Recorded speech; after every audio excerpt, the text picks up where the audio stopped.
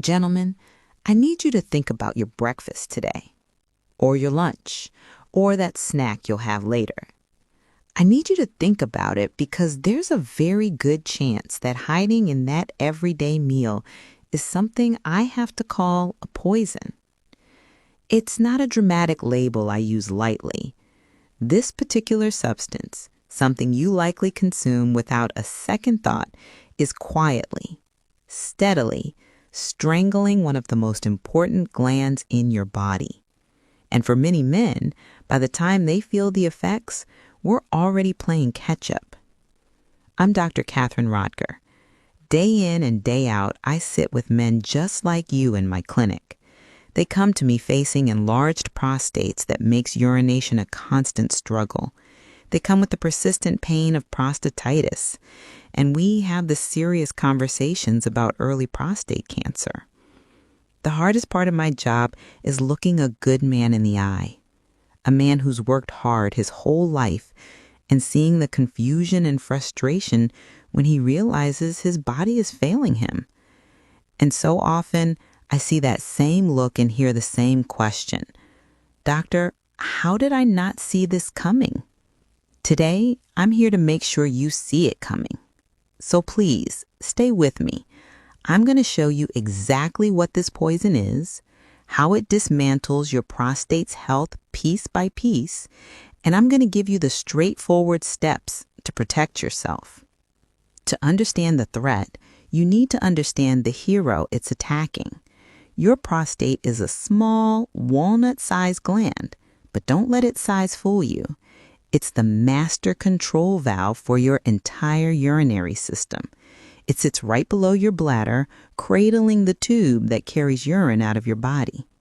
When it works perfectly, you empty your bladder completely with a strong, steady flow. You sleep through the night. It also provides fluids that mix with sperm to form semen, directly impacting fertility and the health of any children you might father.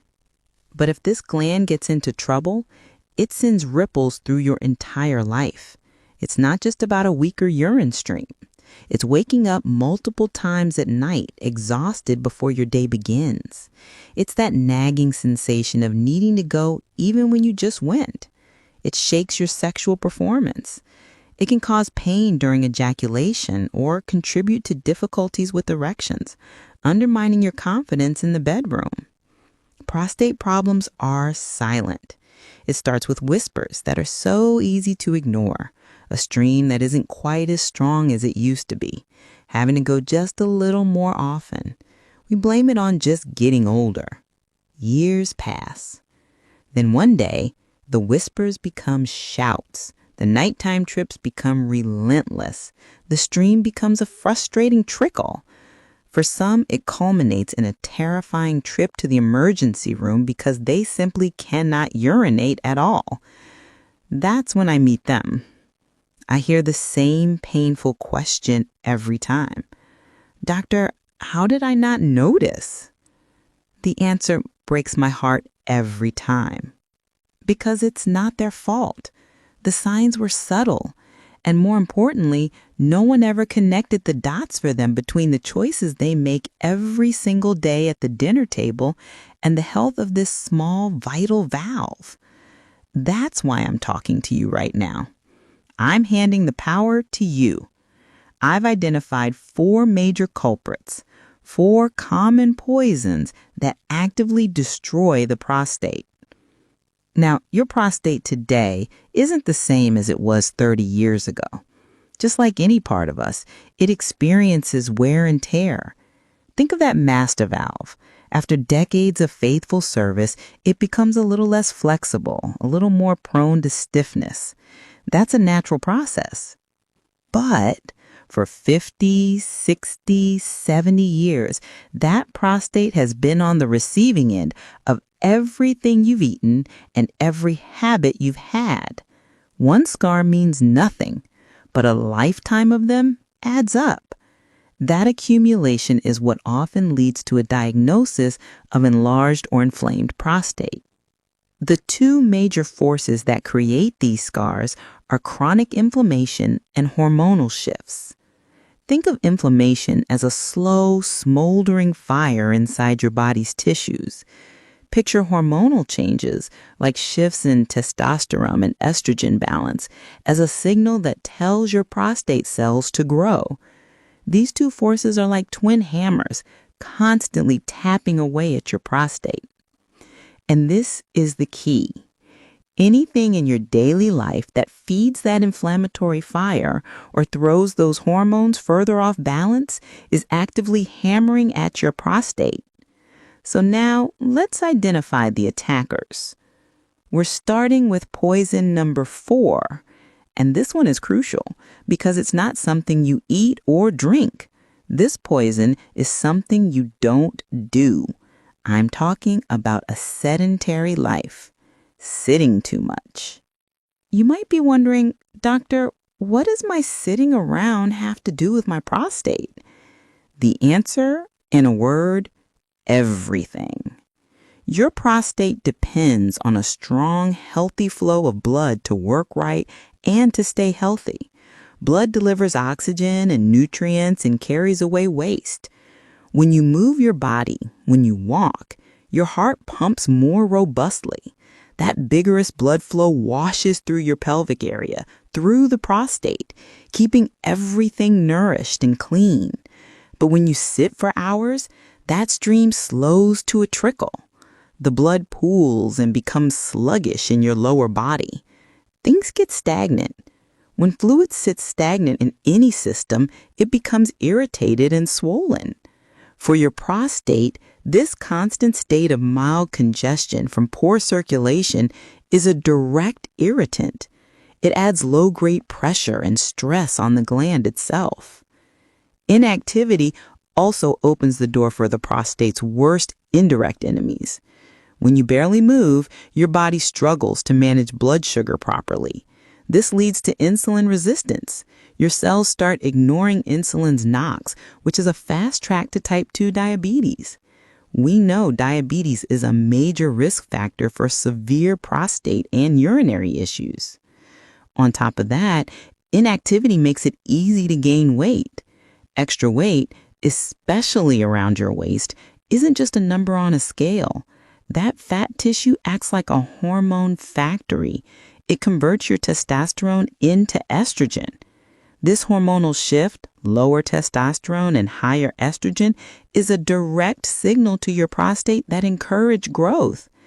Every extra pound adds a little more pressure on that delicate valve, making it work harder. The solution? Get moving.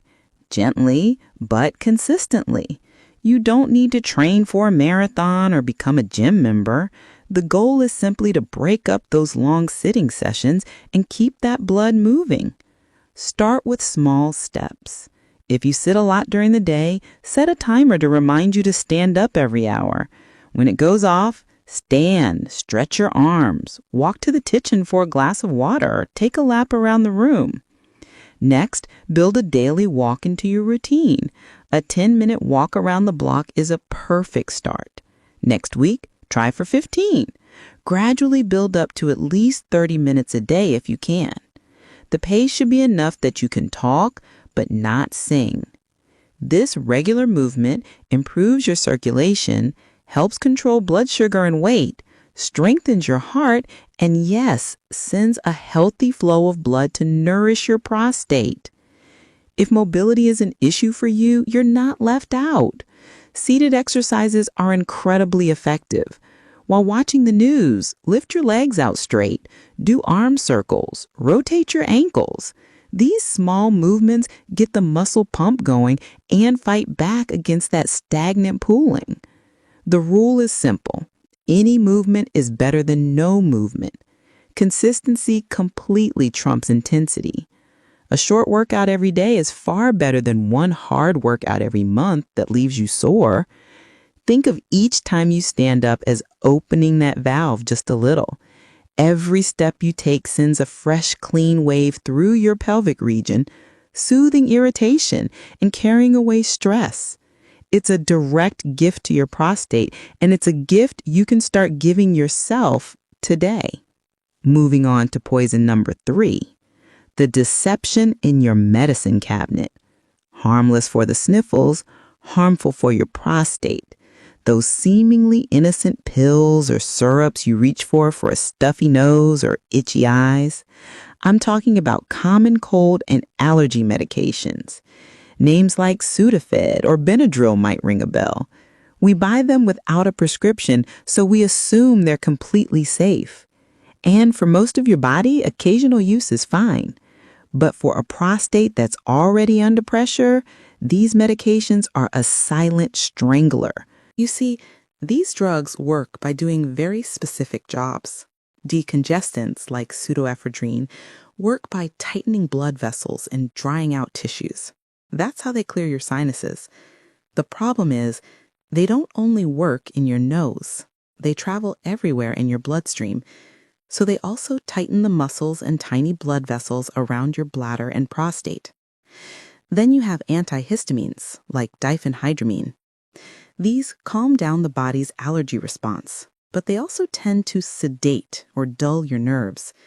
This includes the nerves that tell your brain your bladder is full, and the nerves that trigger your bladder to squeeze. So while on an antihistamine, you might not feel the urge to go until your bladder is overstretched. Combine that with an enlarged prostate, and you've got a recipe for urinary retention, the bladder not fully emptying, or in worst cases, not emptying at all without help. Now, taking one of these for a day or two when you're miserably congested is usually okay. The real danger is the slow, chronic use. I've met men who take a daily allergy pill for months or use a nighttime cold and flu formula to help them sleep for a week straight.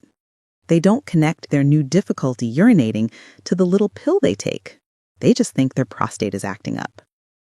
I've had a patient, an older, gentler man with mild prostate enlargement, who ended up in the emergency room during allergy season because his combination of decongestant pills caused his urinary system to shut down. He simply couldn't urinate. So what should you do? I'm not saying you must suffer through allergies or a cold. The key is to use these medications wisely and sparingly, especially if you already have any prostate issues. First, consider non-pill options. For a stuffy nose, something as simple as a warm saline nasal rinse or a steamy shower can clear congestion without tightening your bladder. For allergies, consider nasal corticosteroid sprays, which don't interfere with urination, or newer generation antihistamines that tend to have fewer side effects on the urinary system. Always ask your doctor which ones are safest for you. Second, be open with your doctor. Tell your doctor if you're relying on daily decongestants or antihistamines. There may be safer alternatives for you, especially if you have prostate enlargement. Also, be aware that a lot of multi-symptom cold and flu remedies hide these ingredients inside. That nighttime cold relief capsule might secretly contain a decongestant, a painkiller, and an antihistamine all in one. If you take a couple of those each day, you're effectively dosing yourself with things that squeeze and sedate your urinary tract without realizing it. Finally, if you do need to use these medications, use the smallest effective dose for the shortest time. Follow the instructions on the label exactly. Do not double up or take them longer than recommended. These pills are tools, not candies. Yes, they have their place, but using them daily without medical supervision is like playing Russian roulette with your bladder and prostate. Use them with respect and caution, and they'll serve you well when truly needed, without derailing your urinary health. Now, let's talk about poison number 2. This one is on your plate. I'm talking about the types of fats found in animal products, and even more importantly, processed meats. It's the butter on your toast, the cream in your coffee, the cheese in your sandwich, the marbling in your steak, and especially foods like bacon, sausage, hot dogs, and deli cold cuts. You might be thinking, I don't eat much red or processed meat, but the problem isn't just the obvious fatty steak or a couple of slices of bacon. It's the cumulative load of animal fat that finds its way into our diets from all directions. That frozen pizza, the canned soup, even that health chicken sandwich from a fast food place, they often contain more saturated fat than you'd guess. It's an invisible menace, quietly upping your fat intake and, in turn, stoking the first of inflammation in your body. Here's exactly how these foods attack your prostate. They pour fuel on the fire of chronic inflammation. Eating a lot of saturated fat causes a direct increase in inflammatory chemicals throughout your body. This constant low-grade inflammation irritates all your tissues, including the delicate cells of your prostate gland. It keeps that slow burn going day after day. There's more. This way of eating is a primary driver of weight gain, particularly around the abdomen. As your waistline expands, it doesn't just put physical pressure on your bladder, but it also leads to hormonal shifts. Extra fat tissue converts your testosterone into estrogen, tipping the hormonal balance in a way that encourages the prostate to enlarge more. So how do we fight this hidden enemy? You become a label detective. Get into the habit of turning packages over and looking for saturated fat. A general goal is to stay under 20 grams of saturated fat per day. If you're dealing with active prostate inflammation or high cholesterol, aiming for even lower, say under 15 grams, is wise. So practically, this means rethinking some food choices. Cook more meals at home where you control what goes in, choose leaner cuts of meat and trim visible fat. Explore incorporating fish, which has healthier fats, or plant-based proteins like beans and lentils a few times a week. When you do buy processed items, a simple trick is to rinse canned meats like tuna or chicken underwater. This washes away a significant amount of added sodium and fats. You never have to eat bland food. Herbs and spices are your best friends. Garlic, onion, black pepper, rosemary, paprika, and cumin can make a simple piece of grilled chicken or a plate of roasted vegetables incredibly satisfying without needing heavy sauces or cheese. This change isn't about deprivation. After a few weeks of cutting down on heavy fats, your taste buds adjust. You might find that a fast food burger that used to tempt you now just tastes overly salty or greasy. Meanwhile, a home-cooked meal with fresh ingredients starts to become something you truly look forward to. And most importantly, your prostate will get some much-needed relief. By reducing these constant inflammation triggers and hormone-disrupting foods, you're actively essentially removing one of the big hammers pounding against it. This leads to fewer days of discomfort, or maybe any treatment you're undergoing for prostate issues starts working better. And beyond the prostate, your whole body benefits. Now we come to the number one worst poison, the sweet and deadly duo. It's everywhere, it's delicious, it's addictive, and we often equate it with comfort and reward. Ironically, it's one of the most harmful things we consume. I'm talking about sugar and its constant companion, refined carbohydrates. This includes the obvious spoonful of sugar in your coffee, but also the white bread, pastries, breakfast cereals, pasta, and sweetened drinks that so many of us enjoy daily. In my experience, this sweet sabotage is the major driving force behind the very conditions that end up hurting the prostate the most. Why is this a big deal? Because it doesn't just launch a single attack on your health, it launches a multi-front war. The first front is the path to metabolic disaster. Consuming a lot of sugar floods your bloodstream with glucose. Your pancreas releases insulin to manage that surge. Do this repeatedly, day after day, and your cells start to ignore the insulin. This is called insulin resistance, the main step towards type 2 diabetes.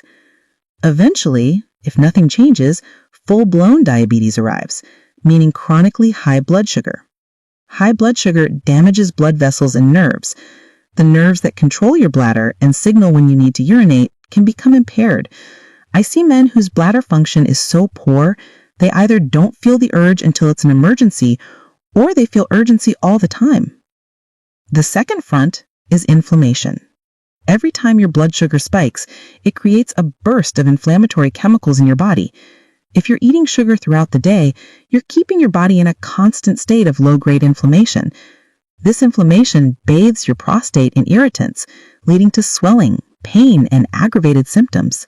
The third front is hormonal chaos and weight gain. Your body stores excess sugar as fat, particularly around your abdomen. We've already discussed how belly fat converts testosterone to estrogen, But sugar spikes also increase a substance called insulin-like growth factor 1, or IGF-1. High levels of IGF-1 can act as a growth signal for prostate cells. As you can see, sugar and refined carbs hit from all sides. It's the ultimate enemy in disguise. That's why I call it poison number 1. Now, the good news. Once you recognize this enemy, you can fight back and win. First, learn to spot sugar on ingredient labels. It hides under names like sucrose, high fructose corn syrup, dextrose, and malt syrup. If it ends in ose or anything that obviously sounds like a sweetener, it's sugar. Your most impactful move is to eliminate liquid sugar. A single can of soda can contain about 10 teaspoons of sugar. Sweet teas, energy drinks, fancy coffee beverages, even many fruit juices are just as bad. Swap these for water, sparkling water with a squeeze of lemon, unsweetened tea, or black coffee. Even diet sodas, while they don't contain sugar, can keep your sweet tooth alive and kicking, so it's best to reduce those too if you can. Be wary of low-fat traps. To make up for lost flavor, manufacturers often add extra sugar. A fruit-flavored low-fat yogurt, for example, can have as much sugar as ice cream. Choose plain versions and add your own fresh fruit. Choose natural peanut butter, where the only ingredient is peanuts and maybe a little salt. Next, swap out refined grains for whole grains. Choose 100% whole grain bread, brown rice, quinoa, and oatmeal. The fiber in these whole foods slows the absorption of sugar, preventing those damaging spikes that fuel inflammation and fat storage. Make whole foods the foundation of your diet. Fill your plate with vegetables, lean proteins, and healthy fats. When you focus on real food, you naturally crowd out the processed sugars and carbs. Over time, as your body adapts to a low-sugar lifestyle, your cravings diminish. Breaking free from the grip of sugar and refined carbs is arguably the single most powerful act of self-defense you can do for your prostate. It's like removing the fuel from the fire and the bullets from the gun that have been aiming at your health. It requires effort, yes, but the rewards are a healthier, longer life. Now, I know this is a lot of information. Hearing the word poison can feel alarming. Please understand my intent isn't to scare you. My deepest goal is to empower you. Knowledge is your greatest tool. Prostate problems aren't a predetermined fate for every man. They're often the result of cumulative choices, and that means you have tremendous power to change the trajectory. You control whether you get up from the chair each hour. You decide when to talk to your doctor about your medications and see if there are better options. You choose what to buy at the grocery store. You pick the drink that goes into your glass. These are your decisions, and each one is a point of power. You don't need to overhaul your entire life by tomorrow. That path leads to frustration. I want you to think in terms of small, sustainable steps. What's one single thing you can do today? Maybe it's a 10-minute walk.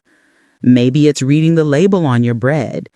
Maybe it's having water with dinner instead of soda. That one choice is a victory. That choice is a single solid brick in the protective wall you are building around your prostate. Consistency in these small choices creates lasting change. If this conversation has helped you, please share it. Many of them are walking through the same struggles quietly.